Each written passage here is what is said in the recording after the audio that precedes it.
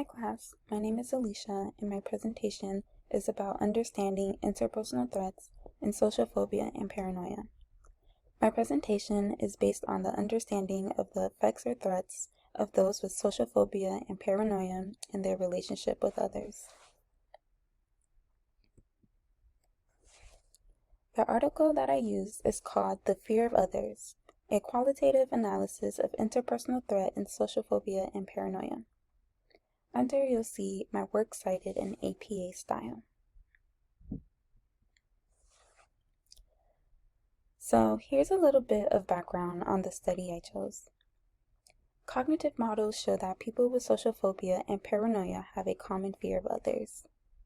Although both conditions are different, the nature of similarities and differences are not clear. So first I want to start off by quickly defining what social phobia and paranoia means. Social phobias is an anxiety disorder characterized by fear in social situations that impairs their ability to function in some part of their daily life.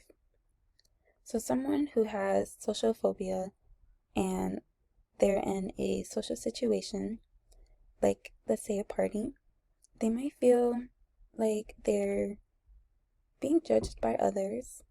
They might also feel like the people they're around don't like them. And even though these negative thoughts may not be true, it's true to someone who has social phobia and truly believes that people around them don't like them for who they are. But most of the case, that's not the point. But paranoia is a sort of personality disorder characterized by delusions of persecutions.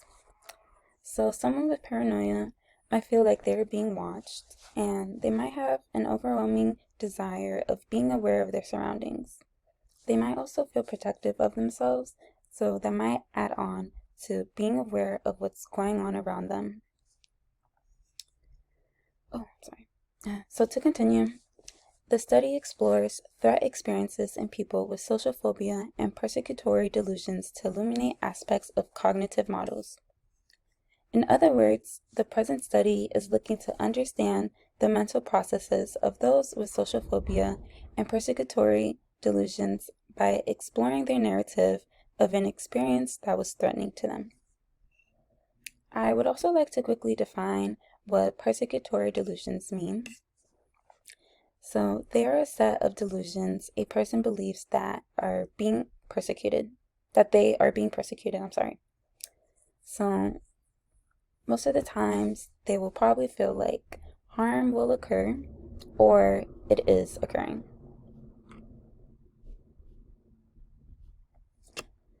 So this is my introduction. Interpersonal threat beliefs are a key component of social phobia and paranoia. So an interpersonal threat belief is the fear of humiliating or embarrassing themselves in social situations or relationships. Usually, this leads to anxiety and avoiding social situations. Apart from the similarity, clinically, we know that we can distinguish the two from the other, although the nature between the two are not completely understood in psychological terms. It is important to have a full understanding of the nature between social phobia and paranoia. This is because cognitive behavioral intervention depends on clear and accurate information on experience and nurture of distress. So having a detailed understanding of both processes is essential to effective therapeutic work. This study investigates experiences of those with social phobia and persecutory delusions in feared situations to shine light on interpersonal threats in each group.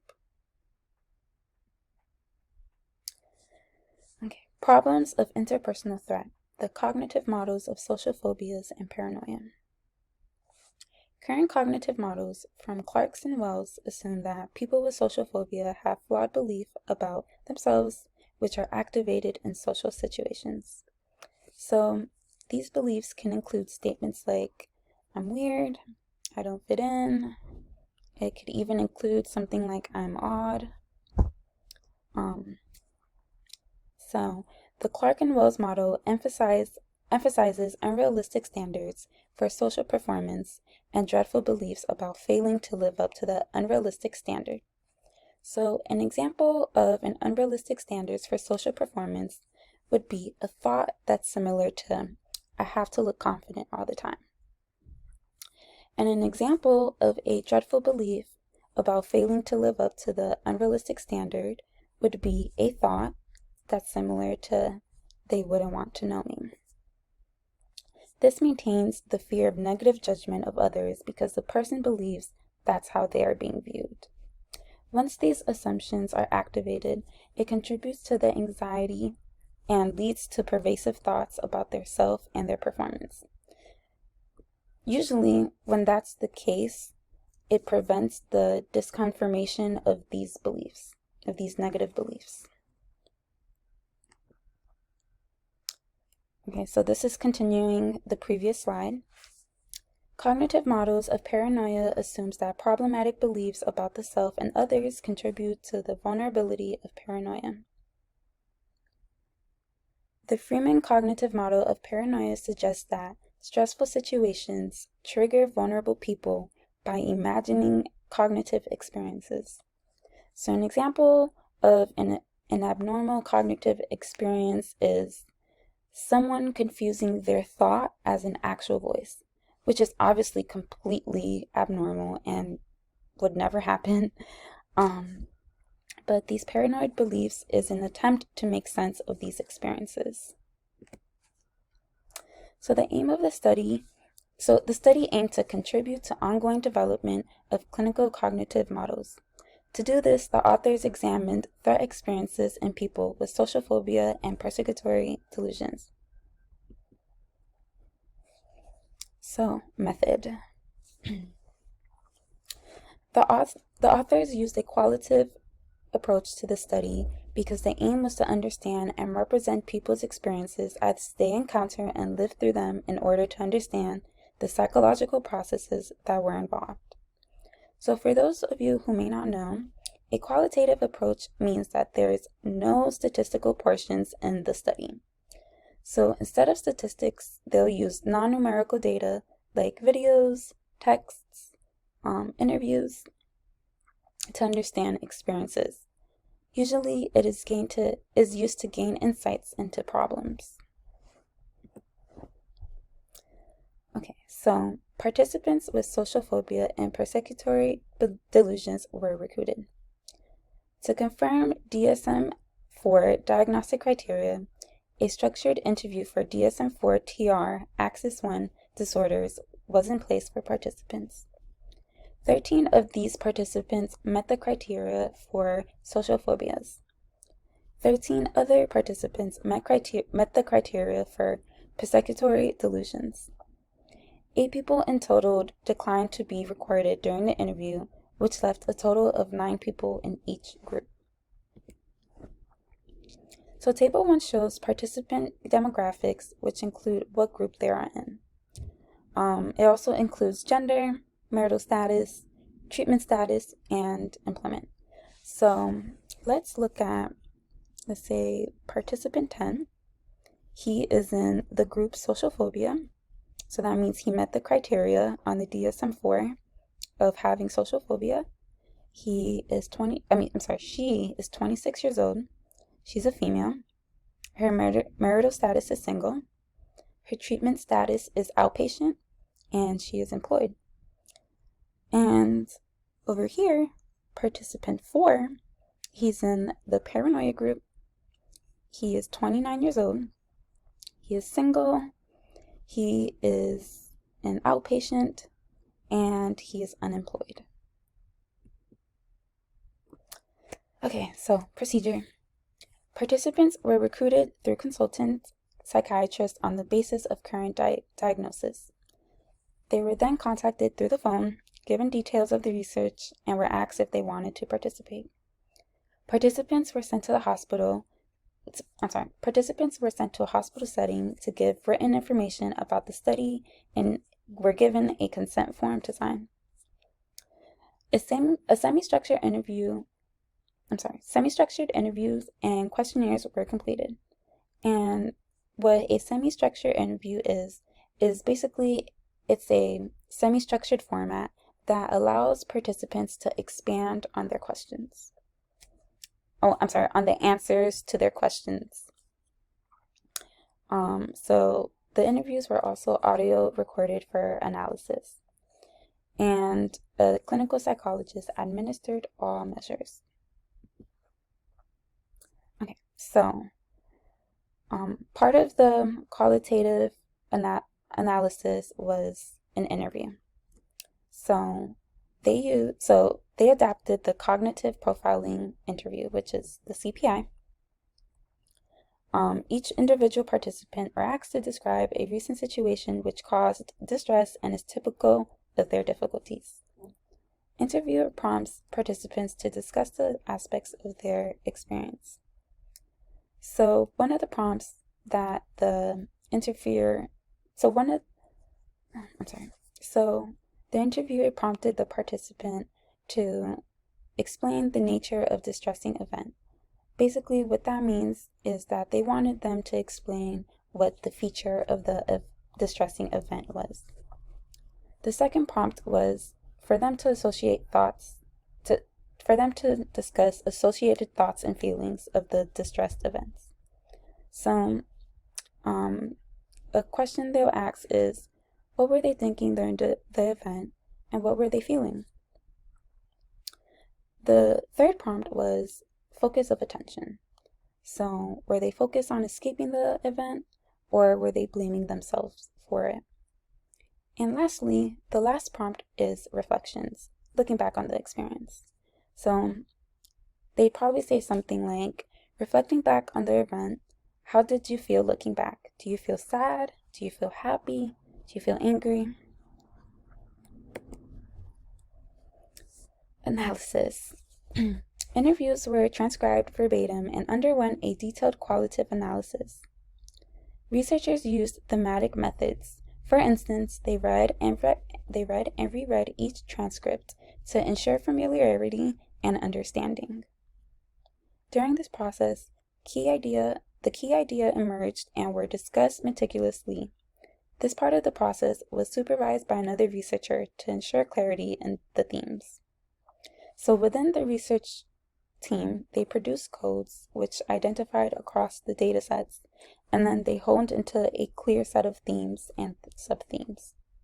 We will go on to that in a few slides from now, but the themes were named and defined. So here are the results. So the results ended up with three major themes: experience of threat, reactions, and reflections. Participants discussed experience of threats, the reaction at the time of their threat, and the reflections following that threat. So sub-themes were identified within each major theme, which we'll see in Figure 1 on the next slide. And a category of coherence emerged across the themes. So coherence means the extent of which participants can clearly communicate in a consistent account of their experiences. So up here is the main themes, and then down here, these are the sub-themes. So starting with the first major theme, which is experience of threat, it is the main theme that represents people's direct experiences of being under threat. So the sub-theme of threats are threat and safety, which is the awareness of threat and desire for safety. The second one was affective sensory perception. So my computer cut off my video, but I'm going to pick up on where I left off, which was the affective, sensory, and perceptual experiences. Basically, this is just bodily sensations like anxiety, and also it's the perceptual sensation, which is what they see during the time of the threat, when they first encounter the threat. The third sub-theme is attentional processes, which is basically knowing what's going on during the time of the threat. So also knowing that you are being threatened in any type of way. So the second major theme is reaction, and the first sub-theme is trapped in thinking. So trapped in thinking basically is the accounts of intrusive thoughts and experiences during the time of distressed events. The second sub-theme of reaction is control and escape. So basically, in response to a threat, someone might be faced with either wanting to escape the threat or the situation, or take control of the situation.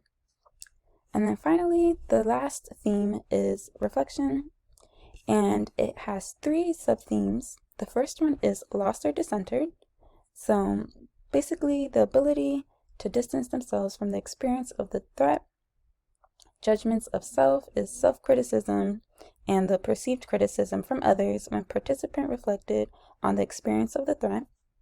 And then finally, it's parallel understanding, which is basically the participants have their own belief about the specific threat, but they felt like they had something to do with it. But someone else might hear their story and think, well, you had nothing to do with it. So basically, someone else feels like they would look at the situation differently because, yeah. Okay. So now, okay, so these are the participants' responses for threat and safety. Just a little disclaimer, I'm only providing responses for one sub-theme from each major theme. I'm doing this just to cut down the time and not make my presentation lengthy. Okay, so as mentioned before, threat and safety is a sub-theme for the major theme experience of threat. I also want you to keep in mind that these conversations and little snippets of the conversations were transcribed verbatim from the semi-structured interview. Okay, so here the researcher says, okay, so what's going on? So what's going through your mind is, I've got to get home. And the participant says, yeah, I'm safe there. This is participant 5, and he has social phobia. So participant 13 says, yes, I just can't think of anything. I just want to go home and sit at home. So basically what this is getting at is that people with social phobias felt as if danger was about to happen, and once they get that sense, they feel the urgency to get to safety. So here you could see participant 5 says, I'm safe there, safe at home, and participant 13 feels the same way. He just wants, or they just wants to go home and take their mind off of the threatening event that occurred. So this is threat and safety. Okay, so this is the threat and safety version from someone who is paranoid. So in contrast to social phobia, feeling like escaping, those with paranoia are more focused on being targeted, as you can see from this response. So the researcher asks, and what did you? Can you tell me more about this idea that people were coming at you? And participant 3, paranoid, says, well, it was just going outside and people were going to be there waiting for me. And they're going to attack me and leave me sort of unconscious on the road, or try and run me off the road with a car. So here you can see he's being a little bit exaggerative. He feels as if someone is waiting for him to knock him off the road, but clearly you can just see that he is acting paranoid and is more focused on him being the target, versus with a participant with a social phobia. They, instead of feeling like they were being attacked, they felt danger, but they felt like they needed to go home ASAP. Okay, so as mentioned before, trapped in thinking is a sub-theme for the major theme reaction. So here, participant 8, which is who has social phobia, says, I can't stop thinking about it. It's like I can't shut it off. I've got it on my mind all the time. Participant 3 says something similar, but instead that he is paranoid. So, I mean, she or he or they are paranoid. Um, so they say, I'm just thinking about it constantly. I can't put my mind onto things I want to think about. I just think about that all the time. So here you can see that both the person with social phobia and the person who's paranoid have these patterns of unending thoughts when faced with a distress or when they already faced the distress, but it's still on their mind. Okay, so lost or decentered is the subtheme for a major theme reflection. So here we have participant 4 who has social phobia that says, once I'm out of the station, I tend to not think about it. It's over and done with, and just carry on with whatever's going on. Participant 13 says, yeah, looking back on it, but I'm looking back on it from a calm point of view. At the same time, it was awful, and now it was ridiculous. And then from another part of the conversation, with a different participant, the researcher asks, do you think it could be a distortion? And participant 8 says, distortion? Definitely, yeah. No, I don't think he was thinking bad about me, but that's just what's in my head.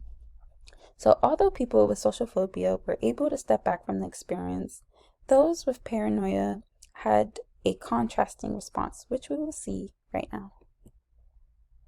So here, this is a conversation between the researcher and participant 3 who's paranoid. So the researcher asks, so even though you're not in that situation, just thinking about it, looking back, makes you feel very upset? Yeah.